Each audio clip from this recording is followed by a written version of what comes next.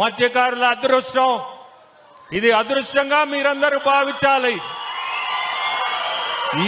ఈ మండటి ఎండల్లో మీ అందరు తెలుసుకోవాల్సింది, ఇటువంటి మండటి ఎండల్లో ఎంత కష్టపడుతున్నారో మన ముఖ్యమంత్రులు మీ అందరికీ తెలియాలా.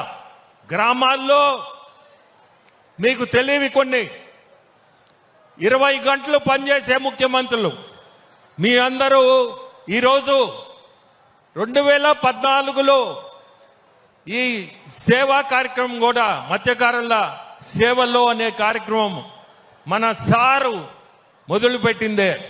మీ అందరికీ తెలుసో తెలీదో గుర్తు చేస్తున్నారు. ఆ రోజు తర్వాత పోయిన గవర్నమెంట్ 10,000 ఇచ్చింది. ఇప్పుడు మన సారు సంక్షేమం అనే పదంతో 20,000 ఇవ్వడం చాలా గొప్పది.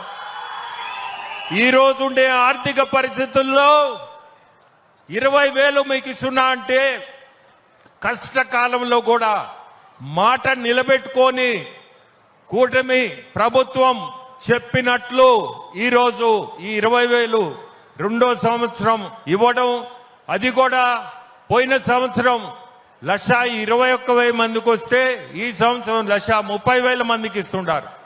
పెరిగిందే కానీ తగ్గలేదు, కానీ పెరిగింది. సో మీ ఇక్కడ ఏదో ఇండస్ట్రీస్ వస్తున్నాయి, మీకేమైనా ఇబ్బంది అని, ఎటువంటి ఇబ్బంది ఉండదు. ఉపాధి కల్పిస్తారు. ఇంకా ఈ ప్రభుత్వం ఉపాధి కల్పించే ప్రభుత్వం. ప్రతి ఒక్కరు ఇది కూడా మనసులో పెట్టుకోండి. ఉపాధి అనేది మీ ఇంటి ముందు వస్తుంది, పక్కనే బీబీసీఎల్ వస్తుంది, ఇండోసోల్ వస్తున్నాయి, రకరకాల ఇండస్ట్రీస్ వస్తున్నాయి, మీ ముందు ఇంకొక ఫ్యాక్టరీ కూడా వస్తుంది. సో అట్లా ఉపాధికి కూడా ప్రతి ఒక్కరికి కల్పిస్తారు. ఈ డ్రోన్స్ అనేది చేపలు ఎక్కడ వేటలో చేపలు ఎక్కడ మీకు ఎక్కువ ఉన్నాయో ఆ డ్రోన్ ద్వారా అది కూడా కనిపెట్టి మీకు పలాన్ దగ్గర చేపలు ఎక్కువ ఉన్నాయి, పలాన్ దగ్గర మీరు వేటకు పోవచ్చు అనేది కూడా ఒక ఇండస్ట్రీ ఇక్కడ రాబోతుంది.